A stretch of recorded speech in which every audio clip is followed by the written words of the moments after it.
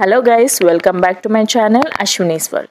ఈ వీడియో వచ్చేసి మా ఇంటి దగ్గర అయితే ఫుల్గా వర్షం పడుతుంది అండ్ వెదర్ అయితే చాలా కూల్గా ఉందన్నమాట. ఇంకా నాకు మా పాపకైతే వేడివేడిగా ఏమన్నా తినాలనిపించింది. ఇంకెందుకు లేట్, ఇంకా మా ఆయనకి త్వరగా కాల్ చేసి పానీపూరి అండ్ బజ్జీలు అయితే తీసుకురామని చెప్పాము.